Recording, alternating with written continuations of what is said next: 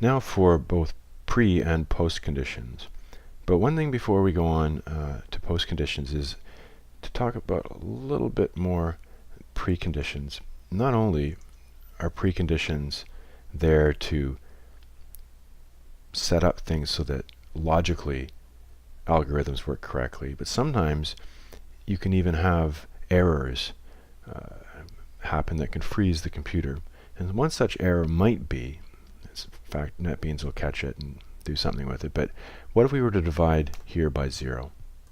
What if we, instead of having 6, had a variable for the number of students?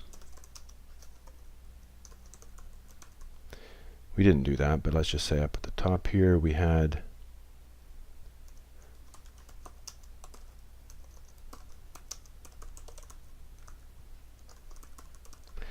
number of students, and we initially set it to 0, and for some reason along the lines it didn't get changed.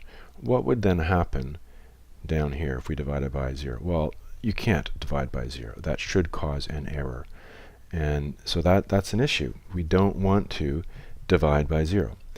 Therefore, we should add up here to our preconditions that the students variable, or just the number of students, cannot be 0.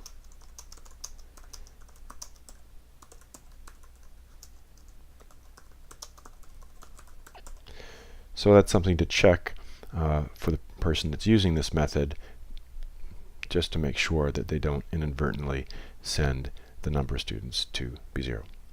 So 2 reasons for preconditions. One, logical function of the method, and also accurate mathematical and syntactical, as far as the computer is concerned, functioning of the method. Let's just change this back to, well, we can leave it. Let's leave it and just make that to be what it is 6. So post conditions. Preconditions are the things that need to be before a function can operate correctly. Post conditions are basically what the function is to do. And so you will see in all good programming not only preconditions but post conditions.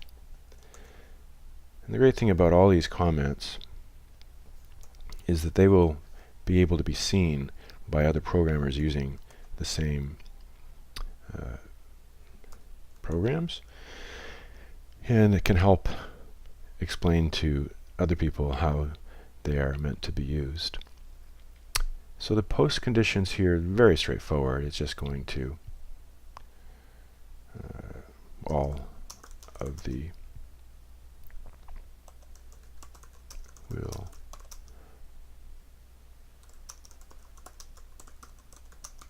grades. Okay, so when we're finished with input method, the variables will have proper student grades. Post condition here will be that the average is calculated. But what kind of an average? And here's where this does make sense. I mean, it's pretty straightforward that the input's going to input, right? But calculate averages, we really don't know by just looking at the name of the function what that's going to do. Is it going to calculate each individual student's average?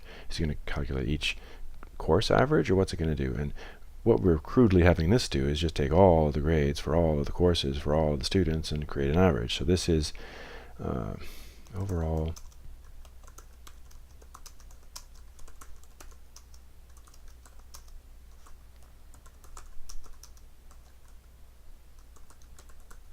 and another post condition is that it's printed out, so let's continue that. And printed out. Average of all students and all students, comma, all subjects. I think it's a little bit more clear here. And if I were doing this for a company, I would probably be a little bit more thoughtful about this, but you get the idea that the post conditions has to state in English exactly what the programmer intends for this function to do. Preconditions, things have to be before the function can operate correctly. Post conditions, exactly the sorts of stuff that the function is going to do.